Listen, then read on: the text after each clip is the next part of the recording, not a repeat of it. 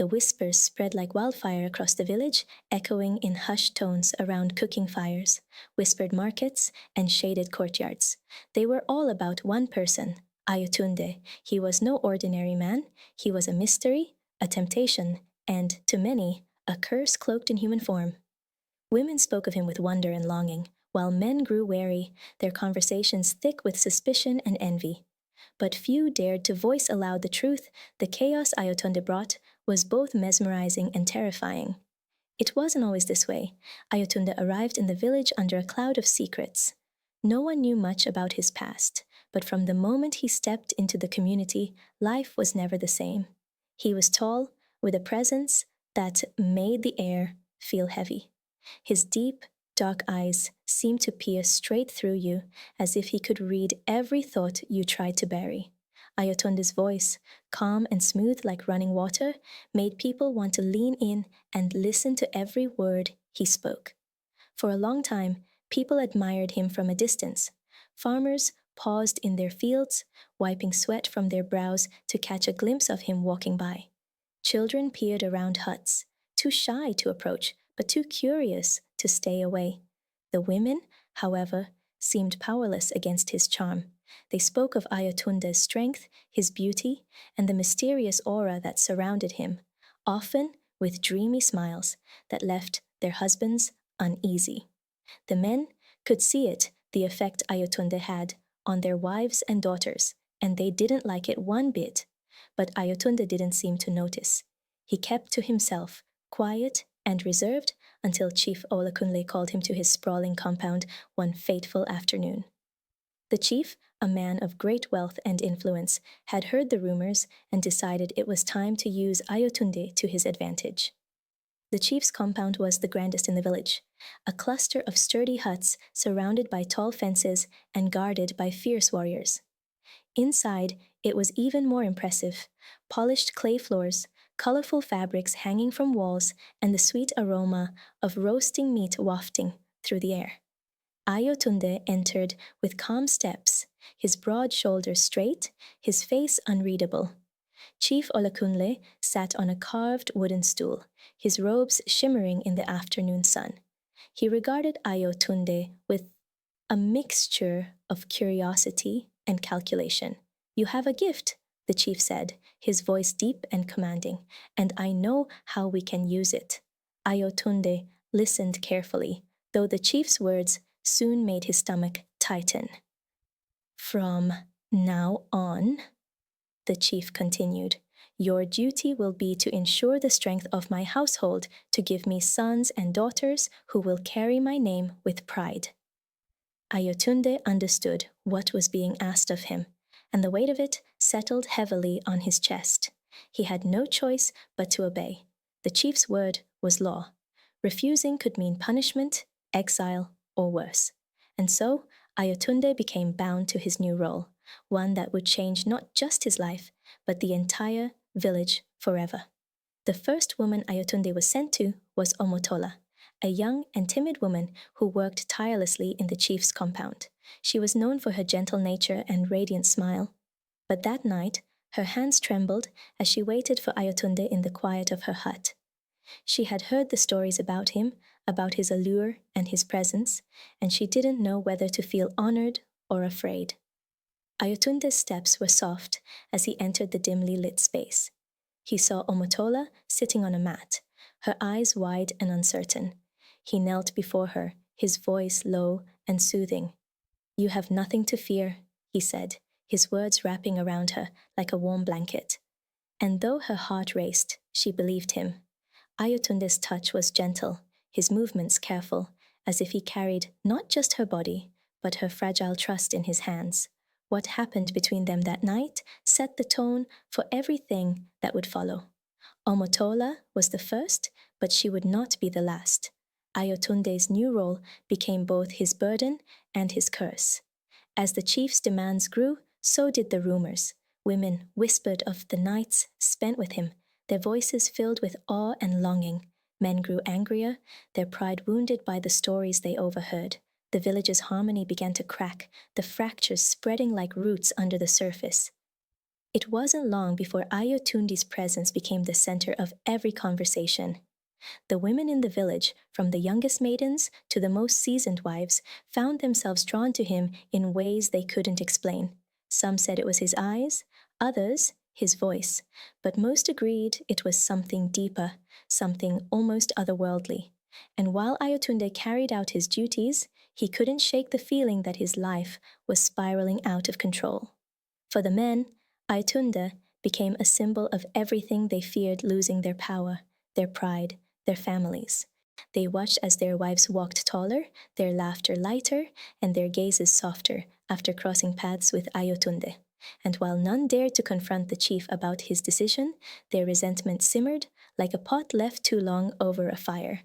Yet for all the envy and admiration Ayotunde inspired, he felt hollow inside. He wasn't a man fulfilling his destiny, he was a pawn in a game he didn't understand. Each night, as he lay in his small, dimly lit hut, Ayotunde stared at the ceiling and wondered if his life had ever been his own. He was both admired and despised, cherished and feared, but he didn't feel like any of those things. He felt trapped, a man shaped by the desires of others, with no room to find himself. As the seasons changed, so did the village. The whispers grew louder, the lines between love and jealousy blurred, and the balance of power shifted in ways no one could have foreseen. Ayotunde's life was no longer just his own. It belonged to the women who longed for him, the men who hated him, and the chief who controlled him. And as tensions continued to rise, it became clear that something had to give. As whispers of Ayotunde's presence rippled through the village, the delicate threads holding the community together began to fray. It started subtly: a wife laughing too loudly at her husband's stories after seeing Ayotunde pass by, or a group of women lingering too long at the river, hoping for a glimpse of him. The chief's decision to assign Ayotunde his new duties was meant to strengthen his household, but it was doing something far more insidious. Ayotunde's charm was not something he flaunted. It simply radiated from him like the warmth of the sun. The women he encountered spoke of an indescribable feeling, a pull they couldn't resist. One of them, Eniola, was known for her sharp tongue and fierce independence. She had always scoffed at the idea of being swept off her feet by any man, yet one brief encounter with Ayotunde left her flustered and uncharacteristically silent. "He just looked at me," she confessed to her friend under the cover of night, her voice barely a whisper, "and it felt like I was standing in the middle of a storm and a calm river at the same time." Her friend laughed nervously, but deep down she understood. The stories of Ayotunde's visits to the chief's slave women spread faster than the evening breeze. Omotola's once quiet demeanor now carried a subtle glow, a confidence that hadn't been there before. The transformation was impossible to ignore. Soon, others began to hope or dread that Ayotunde's footsteps might one day stop at their doors. His assignments were no longer just a household matter. They had become a village spectacle. One by one, the chief's women whispered his name in the still of the night. Abik, a woman with a deep scar on her left cheek and a past she rarely spoke of, found herself drawn to Ayotunde in ways she couldn't explain. Her heart raced as he entered her hut, his presence filling the small space as if it were a grand hall. Ayotunde had a way of seeing people, really seeing them, in a way that felt both terrifying and comforting. "You are strong, Abike," he said softly, his voice a low hum that settled in her chest. "You've carried burdens no one should bear, and yet you stand tall." Tears welled in her eyes at words she hadn't known she needed to hear. In that moment, Ayotunde wasn't just the chief's pawn, he was a lifeline. But as Ayotunde's presence healed some, it broke others. Husbands who once felt secure in their roles as providers and protectors began to feel their authority slipping away. The village men gathered more frequently, their voices lowered, but their words sharp. They spoke of Ayotunde not as a man, but as a force, a storm that had disrupted their world. "He's making fools of us?" One man spat, his fists clenched. Our wives laugh at us behind closed doors. They look at us as if we are less because of him. Others nodded, their faces dark with anger and helplessness. But what could they do? Ayotunde was the chief's man, and to defy him was to defy the chief himself. The tension grew thicker with each passing day. Ayotunde, who had once walked through the village unnoticed, now found eyes watching him at every turn. Women's gazes lingered with longing, while men's eyes burned with resentment.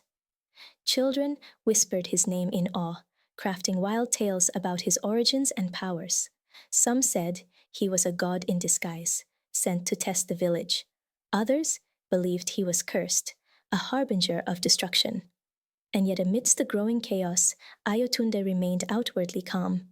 But inside, he was crumbling. Each visit, each whispered name, each longing gaze felt like another thread unraveling in his soul. He had become a man he no longer recognized. The weight of his role pressed down on him, heavy and unyielding, as if the world itself rested on his shoulders. One night, after yet another assisted union arranged by the chief, Ayotunde sat alone outside his hut. The stars above glittered coldly, indifferent to the turmoil below. He closed his eyes and breathed deeply, trying to quiet the storm raging inside him. "Is this all I am?" he whispered to the night. "A tool to be used and discarded? A shadow of a man who might have been?" The silence that followed felt like an answer, but the village was not silent. Inside the homes and huts, voices buzzed like angry bees. The women's stories became bolder, shared more openly among trusted friends. Some spoke of Ayotunde with reverence, while others confessed their guilt and confusion. The men, meanwhile, stewed in their growing fury, their sense of powerlessness festering into something darker. One morning, the chief summoned Ayotunde again. This time, it was not to assign him another woman, but to address the rumblings of discontent. "There are whispers in the village, Baji," the chief said, his tone heavy with warning. "Men grow restless. They question my decisions. They question you." He fixed Ayotunde with a piercing stare. "Do not forget your place. You serve me, not them. Remember that." Ayotunde nodded, his face a mask of obedience, but inside, the words stung. "My place," he thought bitterly. "Is there a place for me at all?" As the chief's warnings hung in the air, the cracks in the village's foundation deepened. The men's anger simmered, the women's longings grew, and Ayotunde's despair darkened. It was only a matter of time before everything came to a head, before the storm that Ayotunde had become would break the village apart. The breaking point came on a night that began like any other, with the village wrapped in a warm, quiet darkness. Yet, underneath the stillness, tension seethed like the embers of a dying fire waiting to ignite. Ayotunde, unaware of what the night held, sat by the door of his small hut. He watched as fireflies blinked lazily in the distance, their light weaving a soft, glowing tapestry against the blackness. For a moment, he allowed himself to dream of a different life, one where he was free from the chief's control, free from the judgment of the village, free to simply be. But freedom, Ayotunde had learned, was an illusion. The sound of footsteps broke through the night. At first, it was just one pair light, cautious, almost hesitant. Then another joined, and another. Soon, the quiet was shattered by the muffled shuffling of many feet. Ayotunde straightened, his eyes narrowing as he peered into the dark. The shapes of men emerged, their shadows long and twisted in the moonlight. They carried torches that flickered like angry flames, casting sharp, jagged light across their faces. Their expressions were hard, their jaws tight. This was not a gathering of friends or neighbors. This was a mob. Ayotunde stood slowly, his heart pounding. He recognized some of the men, farmers, hunters, husbands whose wives had spoken his name too often. Their leader was a man named Folarin, a stout, broad-shouldered farmer who had always been quick to anger and slow to forgive. Folarin's eyes blazed as he stepped forward, his torch held high. "Ayotunde," Folarin spat, his voice sharp and accusing, You have brought shame to this village. You've stolen our wives' hearts and planted distrust in our homes. Enough is enough." The mob murmured in agreement, their voices low and simmering with anger. Ayotunde raised his hands, palms open, a gesture of peace. "I've stolen nothing," he said, his voice calm but firm. "I am not here by my own will. I am bound by the chief's command, just as you are."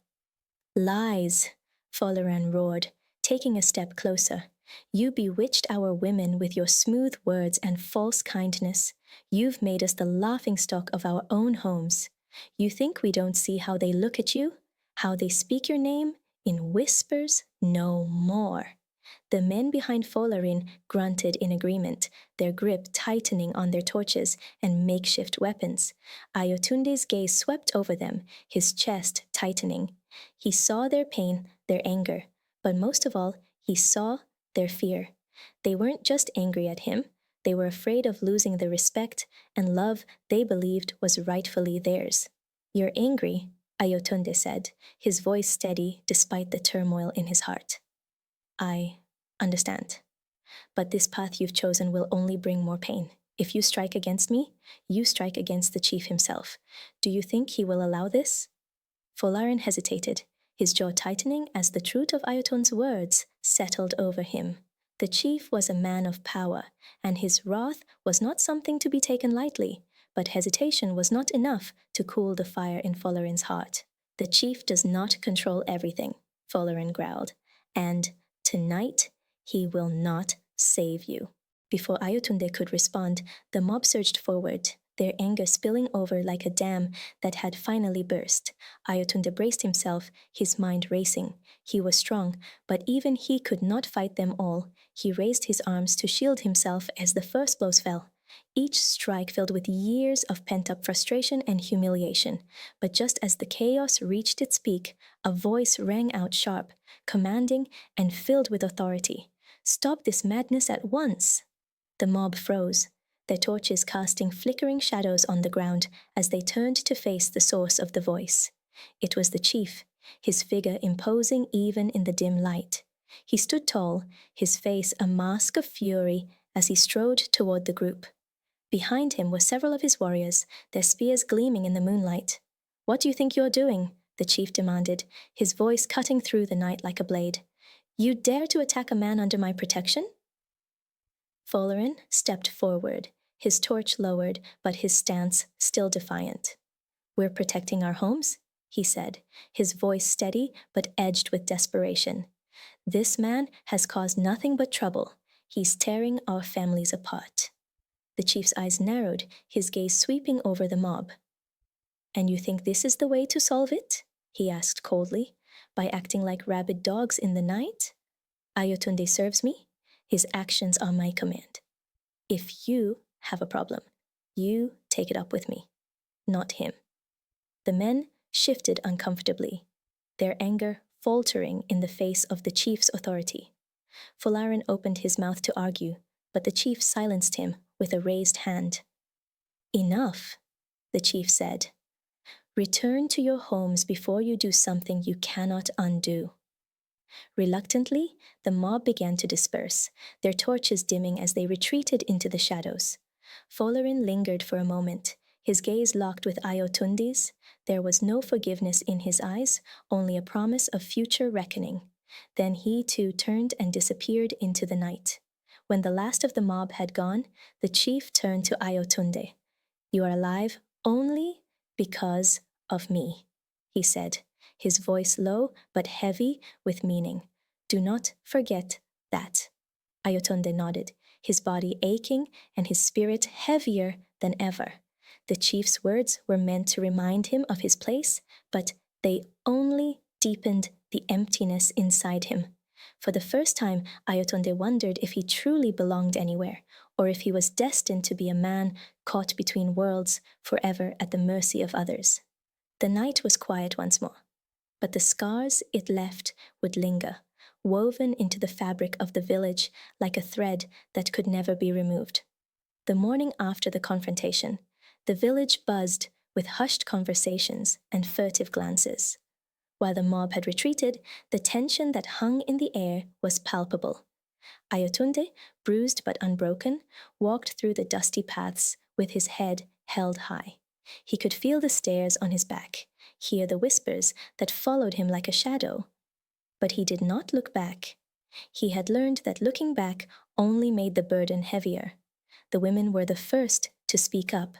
Some defended Ayotunde fiercely, their voices cutting through the gossip like a blade. "He is not to blame for what he is made to do," said Omotola, her eyes flashing with defiance. "It is the chief who commands him, not his own heart."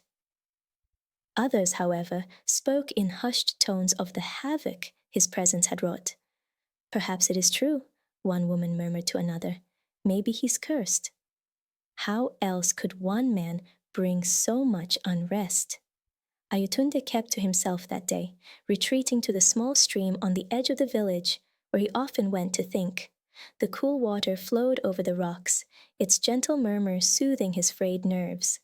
He crouched by the edge, cupping his hands to drink, when he heard a soft rustle behind him. He turned sharply, his muscles tensing, but it was only a bike. She approached slowly, her steps hesitant, her hands clutching a small bundle wrapped in cloth. "I brought you something," she said, her voice barely above a whisper. She knelt beside him, unwrapping the bundle to reveal a small bowl of steaming porridge and a piece of roasted yam. "You didn't have to," Ayotunde said, though the rumble in his stomach betrayed him. He hadn't eaten since the previous morning. Abike offered a small smile, her eyes warm but tinged with sadness. "You need your strength. The village is a storm, and you are in the center of it. You cannot weather it on an empty stomach." They sat in silence for a while, the only sounds the rustling of leaves and the gentle flow of the stream. Finally, Abike spoke again, her voice soft but resolute. "You are more than what they say you are, Ayotunde. Do not let their fear and anger define you." Her words lingered in Ayotunde's mind long after she left.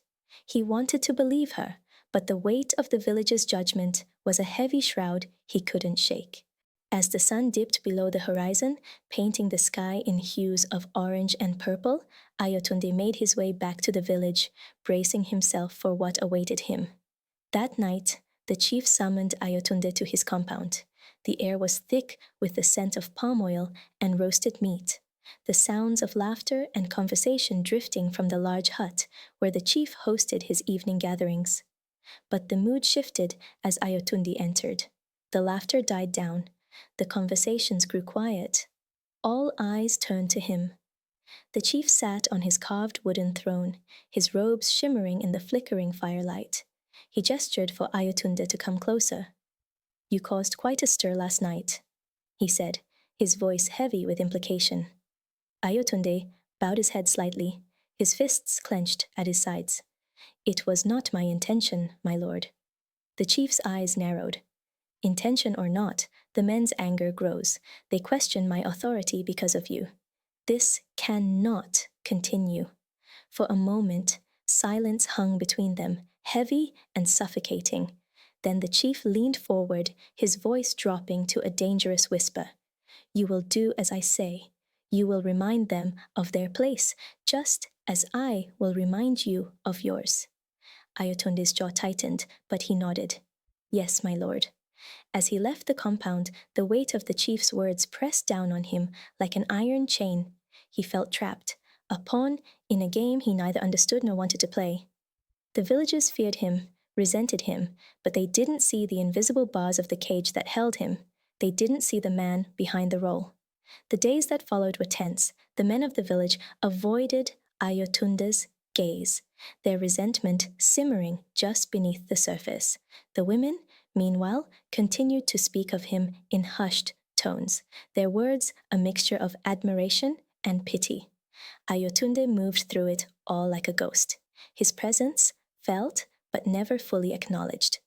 It wasn't long before the village's unrest reached a boiling point. One afternoon, as Ayotunde carried a bundle of firewood through the village square, he heard a commotion.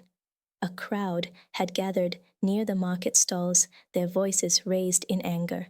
He approached cautiously, his heart sinking as he saw what had drawn their ire. Folarin stood in the center of the crowd, his face twisted with rage. Before him was a young woman, her eyes wide with fear as she clutched a small child to her chest. "She speaks for him," Folarin bellowed, pointing a finger at the woman. "She defends him, calls him a victim. This is what his presence has done, turned our women against us." The crowd murmured in agreement, their faces a mix of anger and uncertainty. Ayotunde's chest tightened as he stepped forward, his voice cutting through the noise. "Enough." The crowd turned to him, their expression shifting from anger to something darker. Folarin sneered, his eyes narrowing. "Here he is, the man himself," he said, his voice dripping with sarcasm. "Come to defend your loyal follower?" Ayotunde ignored the taunt, his gaze fixed on the frightened woman. "She has done nothing wrong," he said firmly. "If you have a problem, Folarin, it is with me. Leave her out of it." Folarin laughed, a harsh, bitter sound. "You think you can stand here and command us? You think your words carry more weight than ours?" Ayotunde stepped closer, his voice steady but laced with steel. "I think you are afraid, Folarin, afraid of change, afraid of losing what you think you own, but your fear does not give you the right to harm others." The crowd fell silent, Folarin's face darkening with rage. For a moment, it seemed as though he might strike Ayotunde, but something in the younger man's gaze stopped him. Without another word, Folarin turned and stalked away, the crowd dispersing soon after. As the village settled back into uneasy quiet, Ayotunde knew that this was far from over. The storm was still brewing, and he was at its center. But for the first time, he felt a flicker of hope. Perhaps he could weather it, not as a pawn, but as a man who would one day be free. The days that followed were deceptively calm. The tension in the village had not vanished, it had simply gone underground, festering like an unseen wound.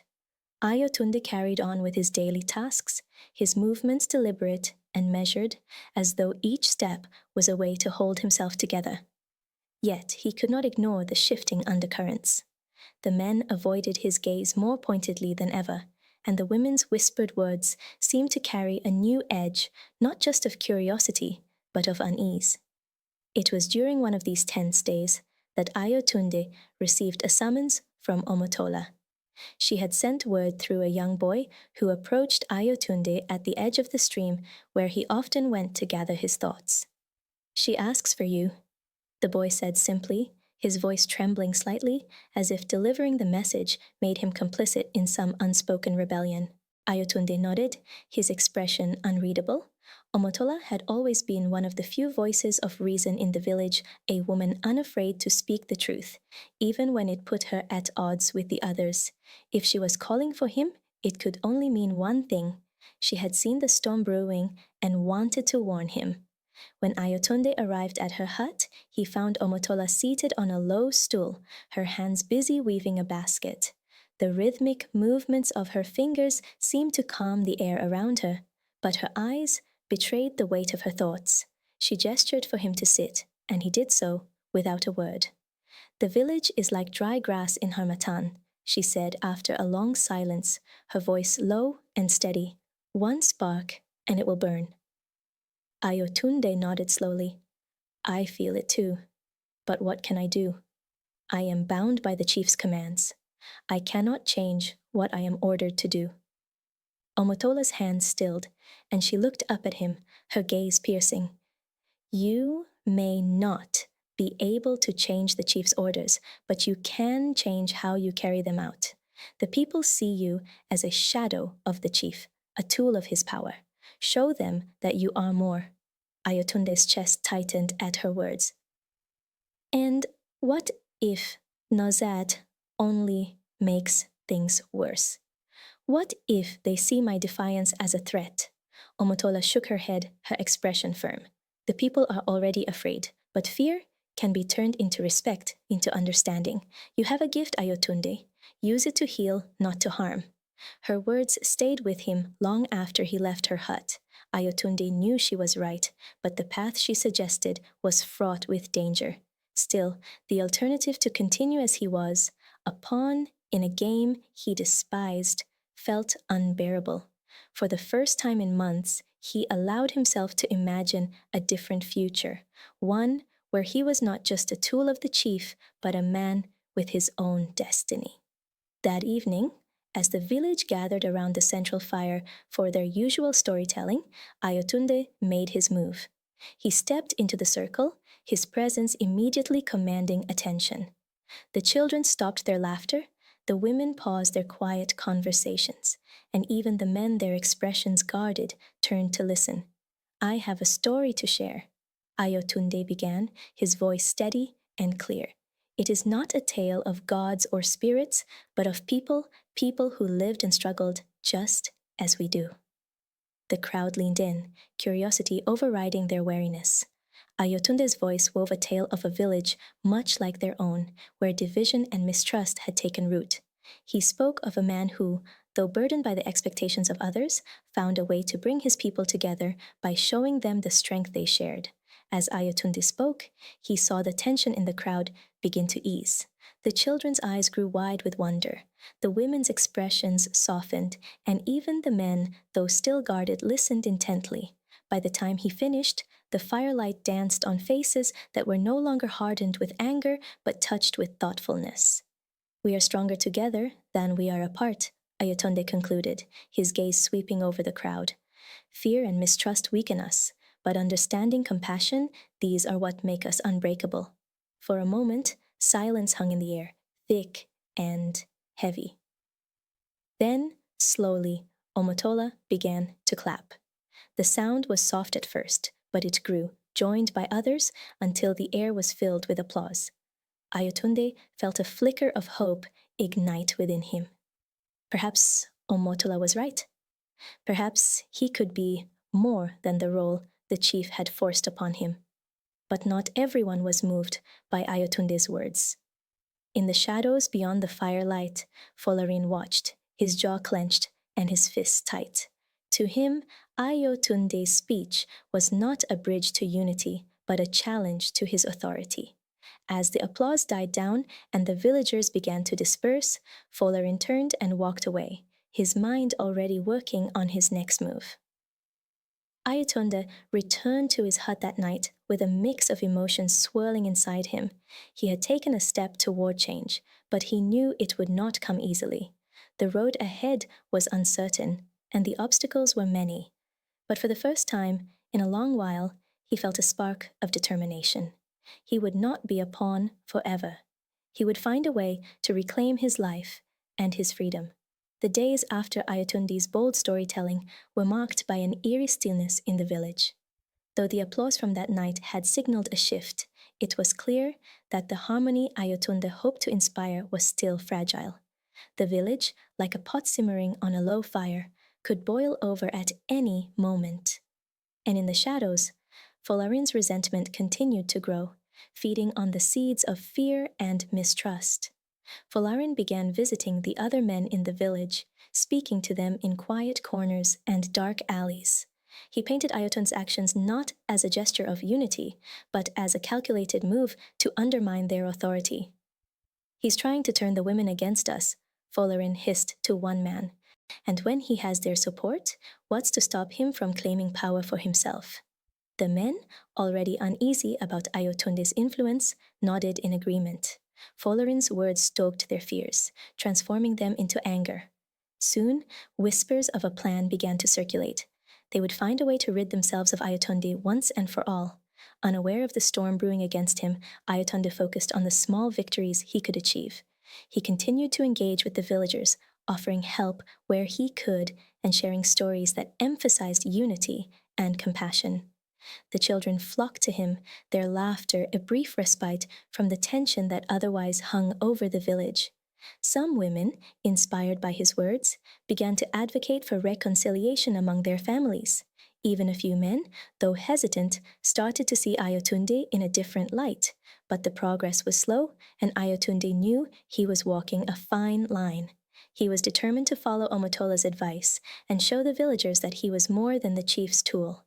Yet, with each step forward, he could feel the weight of unseen eyes watching him, waiting for him to falter. One evening, as the sun dipped below the horizon, Ayotunde returned to his hut to find Omotola waiting for him. Her expression was serious, her usual calm replaced by a quiet urgency. "There are rumors," she said without preamble. "Folarin and the others are plotting against you.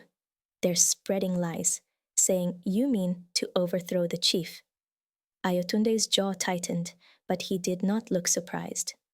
"I've felt their hostility, but I have no desire to challenge the chief. All I want is peace." Omotola nodded. "I believe you, but belief won't protect you from their anger. You need to be careful. Watch your back." Ayotunde sighed, his shoulders sagging under the weight of her words. "What more can I do? I've tried to show them I mean no harm." "Sometimes showing isn't enough," Omotola said, her voice gentle but firm.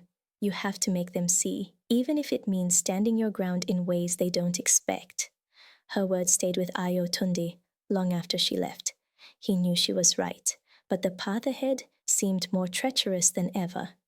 Still, he resolved to face whatever came his way with the same determination that had brought him this far. The confrontation came sooner than he expected. Late one night, as Ayotunde sat outside his hut, enjoying the cool breeze, a group of men approached. Their faces were set in grim determination, and their torches cast flickering shadows across the ground. Folarin stood at the front, his expression hard and unyielding. "Ayotunde," he called, his voice loud enough to wake the neighbors. "Come out, we need to talk." Ayotunde rose slowly, his heart pounding, but his face calm. He stepped into the light of their torches, his gaze steady. "What is it you want, Folarin?" "We want answers," Folarin said, his voice sharp. "You've been going around the village, stirring things up, telling stories, filling people's heads with ideas. Are you planning to take the chief's place? To rule over us?" A murmur of agreement rippled through the group. Ayotunde's eyes narrowed. "I've done nothing but try to bring peace to this village. If you see that as a threat, then perhaps the problem lies with you, not me." Folarin's face darkened, and he took a step closer. "Careful, Ayotunde. Words like that can get you into trouble. And actions like yours will tear this village apart." Ayotunde shot back, his voice rising. "What do you think you're doing? Coming here like this in the dead of night? If you have grievances, speak them openly, not with torches and threats." The other men shifted uncomfortably, their resolve wavering. Folarin's scowl deepened, but before he could respond, another voice cut through the tension. "What is the meaning of this?" All heads turned to see the chief standing at the edge of the circle, flanked by two of his guards. His expression was unreadable, but his presence was enough to make the men lower their torches. Folarin hesitated, then stepped back. "We were just asking questions, my lord." "Questions that could have waited until morning," the chief said coldly. "Return to your homes. Now." The men dispersed reluctantly, casting wary glances at Ayotunde as they went. Folarin lingered for a moment, his gaze burning with unspoken threats, before turning and following the others. The chief approached Ayotunde, his eyes sharp. "You're making waves, Ayotunde. Be careful not to drown in them." Ayotunde met his gaze, his voice steady. "I'm only trying to do what is right." The chief studied him for a moment, then nodded. "See that you do, and remember where your loyalties lie." As the chief walked away, Ayotunde stood alone in the quiet night. The encounter had shaken him, but it had also strengthened his resolve. He would not let fear or threats deter him. The path to peace was never easy, but it was a path he was determined to walk. The fragile peace that had settled over the village after the chief's intervention was short-lived. Folarin, though publicly subdued, was far from defeated. His anger burned hotter than ever, and he began to seek out allies beyond the village's borders. Whispers spread that he had journeyed to neighboring settlements, rallying discontented men who harbored their own grievances against chiefs and figures of power. Ayotunde, unaware of the growing danger, continued his efforts to bring unity to the village. He spent his days teaching the children games that emphasized teamwork and mutual respect. He worked alongside the women, helping them tend their gardens and repair their homes. Slowly, a quiet admiration for Ayotunde began to take root among those who saw his actions for what they truly were, a desire to heal rather than harm. But not everyone was swayed. The men who had followed Folarian that night remained wary, their trust in Ayotunde eroded by years of fear and mistrust. Even as their families spoke of Ayotunde's kindness, they could not bring themselves to let go of their resentment. One evening, as Ayotunde sat outside his hut, a young girl approached him with a small bundle in her hands.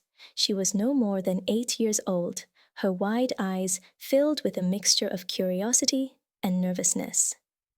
"My mother asked me to bring this to you," she said, holding out the bundle. Inside were freshly baked flatbreads, still warm from the fire. Ayotunde smiled, crouching down to her level. "Thank you. What is your name?" "Abini," she replied shyly. "Abini, tell your mother I am grateful," Ayotunde said, his voice gentle, "and thank you for being brave enough to bring this to me." Abini's cheeks flushed, and she nodded quickly before scurrying away. Ayotunde watched her go, a small smile lingering on his lips. Moments like this reminded him of what he was fighting for, a future where no one had to live in fear or division. But that future felt more distant than ever when late that night, Omotola came to him again. This time, her face was grave, her usual calm replaced by a sense of urgency. "Folarin has left the village," she said, without preamble. "Word is he's gathering men from other settlements. He's building a force." Ayotunde's heart sank. "A force for what?" "To remove you," Omotola said bluntly, "and perhaps the chief as well. He's using you as a symbol of everything he claims is wrong with the village. If he succeeds, the balance of power will shift, and not for the better." Ayotunde's mind raced. He had known Folarin's hatred ran deep, but he had underestimated the lengths to which the man would go. "What can I do?" he asked, his voice steady despite the turmoil inside him. Omotola placed a hand on his arm, her grip firm. "You must prepare the village, speak to the chief, rally those who believe in peace. If Folarin brings violence, we must be ready to stand against it, not with more violence, but with unity." Ayotunde nodded, the weight of her words settling heavily on his shoulders. "I will do what I can." The next day, Ayotunde sought an audience with the chief. The older man listened intently as Ayotunde explained the situation, his face growing darker with each word. "Folarin has always been a thorn in my side," the chief said finally. "But this is treachery. If he thinks he can challenge my authority, he is gravely mistaken." "We must act carefully," Ayotunde urged. "If we respond with force, we risk proving Folarin right in the eyes of his followers. We need to show them that there is a better way." The chief's gaze sharpened. "And what do you propose?" "Let me speak to the villagers," Ayotunde said. "Let me show them that unity is stronger than division. If we stand together, Folarin's plans will crumble." The chief studied Ayotunde for a long moment, then nodded. "Do what you must, but know this. If Folarin brings war to my village, I will not hesitate to defend it." Ayotunde left the meeting with a heavy heart, but also with a renewed sense of purpose. He spent the next several days speaking to the villagers, gathering them in small groups to share his vision of a peaceful, united community. He told stories of other villages that had overcome division through understanding and cooperation, weaving lessons of hope and resilience into every tale. Slowly, the tide began to turn. Women who had once whispered their admiration for Ayotunde now spoke openly of their support. Men who had been wary of him began to see his sincerity. Even the children, sensing the change in the air, began to play together without the usual squabbles that mirrored their parents' tensions. But Folarin's shadow loomed large. Though Ayotunde's efforts were bearing fruit, he knew that the true test was yet to come. The village was stronger than it had been, but was it strong enough to withstand the storm that Folarin was bringing? One quiet evening, as Ayotunde sat outside his hut, gazing up at the stars, he felt a strange sense of calm. The path ahead was uncertain, but he had done all he could to prepare. Whatever came next, he would face it with the same resolve that had carried him this far. The night was still, the village peaceful for the moment, but Ayotunde knew that this calm was only the beginning, the eye of the storm before the true battle began. The storm arrived as the sun dipped below the horizon, casting long shadows over the village. Folarin returned, flanked by a group of men armed with crude weapons and hardened expressions. Their arrival sent ripples of fear through the villagers, who gathered in small groups, whispering anxiously. It was clear that Folarin had come to make good on his threats. Ayotunde stood at the center of the village square, his heart pounding, but his resolve unshaken. The chief's warriors were stationed nearby, their spears gleaming in the fading light. The chief himself stood tall, his gaze fixed on Folarin. Despite the tension in the air, Ayotunde stepped forward, his voice cutting through the murmurs. "Folarin?" he called, his tone steady and calm. "Why have you brought this upon us? Do you truly believe that violence will solve our problems?" Folarin's eyes narrowed, and he stepped closer, his men following behind him. "I have come to rid this village of your poison," he said, his voice loud and defiant. "You've turned our people against each other, made them question their leaders. This ends now." Ayotunde shook his head. "The division you speak of does not come from me. It comes from fear, from mistrust, and it is you who has fed those flames. But there is still time to choose another path." "Enough!" Folarin roared, raising his weapon. "You speak as though you are some kind of savior, but you are nothing more than a pawn tool of the chief to keep us all in line." The chief stepped forward, his voice sharp. "And what do you think you are, Folarin? A liberator? You've brought chaos to my village, and you call it justice. If you want to challenge me, then do so openly, but do not hide behind the guise of righteousness." The tension in the square was suffocating. The villagers watched, their faces etched with fear and uncertainty. Ayotunde knew that this was the moment to act. He raised his hands, his voice carrying across the square. "This does not have to end in bloodshed," he said. "We are stronger together than we are apart. Folarin, look around you. These people, our people, deserve peace. Let us put down our weapons and find a way forward together." For a moment, there was silence. Folarin's men exchanged uneasy glances, their grip on their weapons loosening. Even Folarin hesitated, his bravado faltering as he looked around at the faces of the villagers. But the moment was fleeting. With a growl of anger, he raised his weapon and charged. What happened next was both chaotic and swift. The chief's warriors moved to intercept Folarin, their spears clashing with his men's crude weapons. Villagers scattered, some screaming, others rushing to find safety. Ayotunde stood frozen for a moment, his heart breaking at the sight of the violence he had tried so hard to prevent. But then something remarkable happened. One by one, villagers began to step forward, not with weapons, but with open hands raised in a gesture of peace. Omotola was the first, her voice ringing out over the din. "Enough! This is not who we are." Her courage sparked a wave. Women and children joined her, followed by a few men who had seen enough bloodshed for one lifetime. Their collective presence created a wall between the combatants, forcing them to pause. "What is this?" Folarin spat, his chest heaving with exertion. "This is the village you claim to protect," Ayotunde said, stepping forward. "Look at them, Folarin. They do not want this.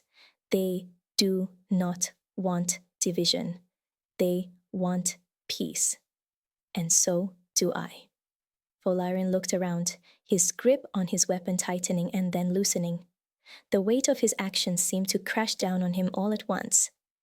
With a final roar of frustration, he dropped his weapon and fell to his knees. His men followed suit, their resolve broken by the sight of their own people standing against them.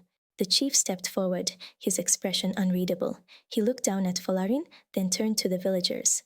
This village has seen enough pain. Let today be the end of it. Ayotunde approached Folarin, his voice soft but firm. It's not too late to make amends. Help us rebuild what has been broken.